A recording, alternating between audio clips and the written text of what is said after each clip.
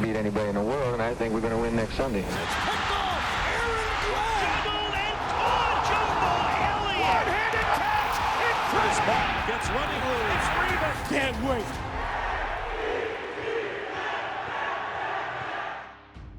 DJ, so great to see you again. You're one of the busiest guys in the country right now here as the NFL Combine gets underway. For the Jets, the storyline begins at quarterback. What's your thoughts on the way they should approach this thing? I'm fascinated to see how they do it and how it goes. You've seen a bunch of different names kind of thrown out there. I'm kind of the mindset that the guy, I think you find a guy this year. To me, I think the guy is in 27 is when I think they find the long-term guy. So it's what's the best way to approach this year? Do you want to kind of go the veteran route? Do you want to try and go get somebody who's just kind of a stopgap player? Or, I've been the advocate, and I might be on Lonely Island on this, but I've been the advocate of, hey, try and find a talented young veteran player that maybe hasn't got his full opportunity yet, and spin the tires on him for a year and see what you get. You might find something. So I've mentioned Davis Mills from Houston, who when we saw him last year, I thought he played really well. You look at Tanner McKee from the Eagles. Right. Big. They match the environment that you're going to play in there, in that weather, in that division, a little more size, a little more physicality to them. I think there's some options there that you can mess around with. I know Kyler Murray's name's been bandied about. We'll see what happens with him, but I don't know that I love that fit necessarily. So those guys are all on other teams right now, obviously under contract. You're not allowed to talk about that. But you can. Yeah. But if you did go that route, you got a young veteran right now in 26. Yeah.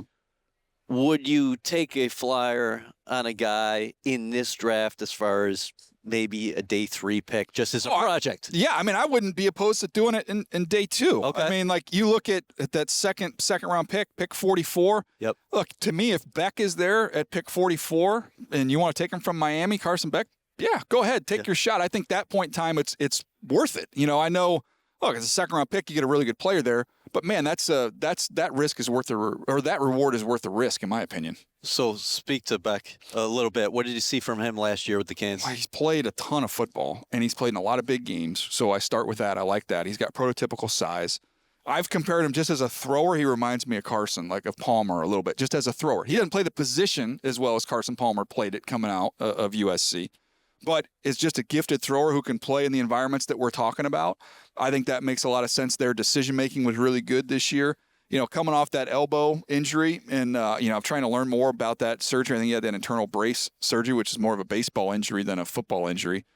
Man, there's a lot to like. There's a lot to work with in a guy who's got some literal and figurative scars. He's been able to push through and got Miami on the brink of winning a national championship.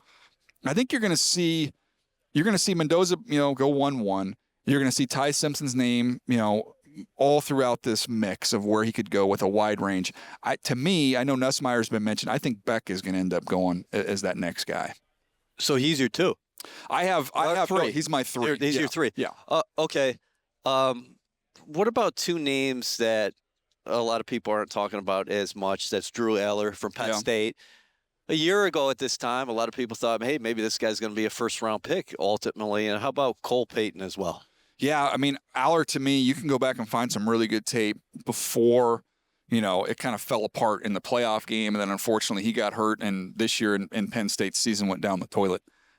There's a lot to like in terms of the size, the arm strength.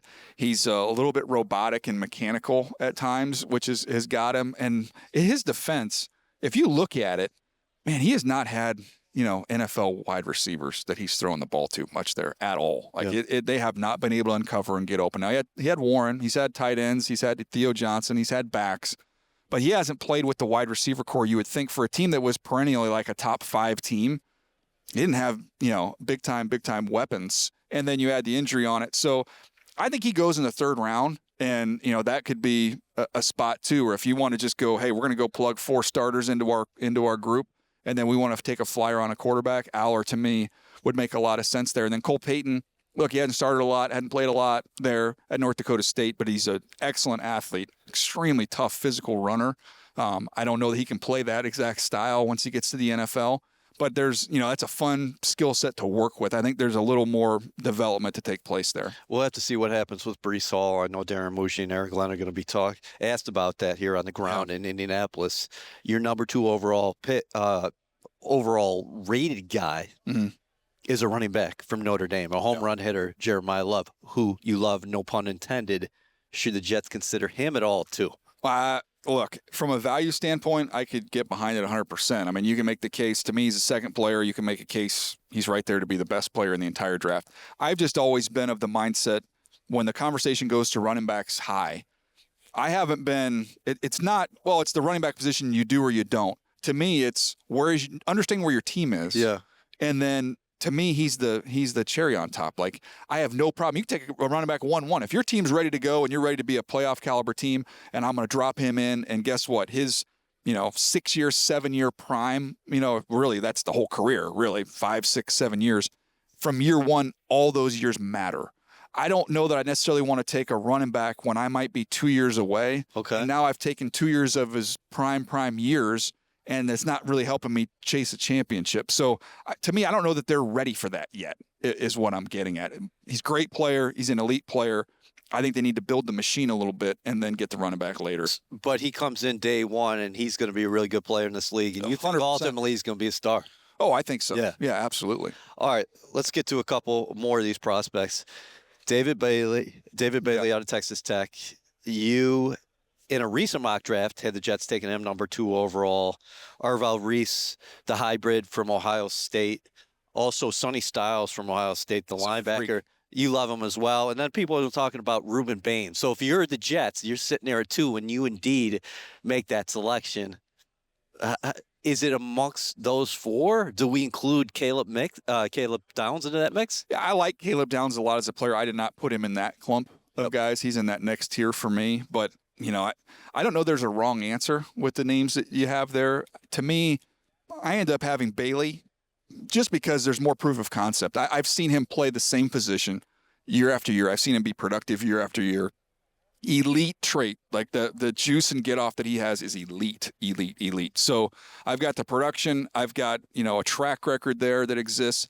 To me, that feels higher flourish with still having the high ceiling. So I'm getting a little bit of the best of both worlds. Bain is a bully. Bain can play. He could kick him inside and guards aren't going to be able to block him. He's he's going to be more of that, 9 to 11 sack consistent player off the edge who's going to be a dominant run player. Was a great player. But to me, Bailey just gives you a little bit more in terms of the pass rush. And then Arvell Reese, he has the highest ceiling of any of them.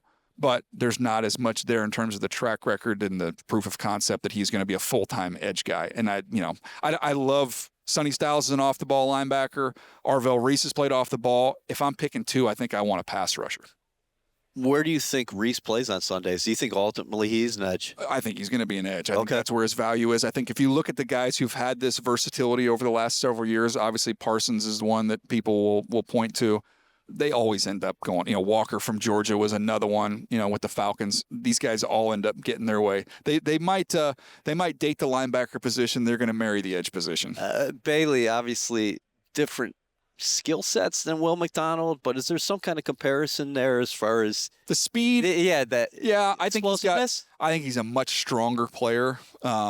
Now his strength shows up more as a rusher than it does against the run. He can be a little bit inconsistent as an edge setter. Like if you're just going pure run stopping ability, Bain's probably in a category of his own. Arvell Reese is even better than Bailey in that regard. But to me, the juice that he has off the edge, similar to McDonald, but just a stronger guy. He can long arm guys and power guys as well. If the Jets go edge at 2 and they're sitting there at 16, what's the group they'll be looking at there?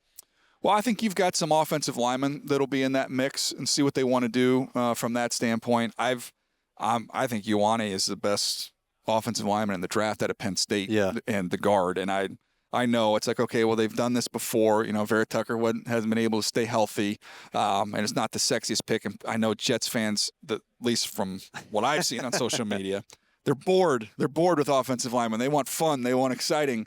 I get that, but I don't know it's hard to be a great offensive line on a bad team. So continuing to invest there, I think he's one that I would keep an eye on. The receiver position, there's going to be intriguing guys there. Boston, I think you'll see him start to climb up the ranks a little bit. From Washington, I love Omar Cooper Jr. is a really good player from Indiana, is going to be in that mix. Jordan Tyson, because of the durability concerns, his missed time every year, I don't think he's doing the full workout here this week. He's a little bit nicked up.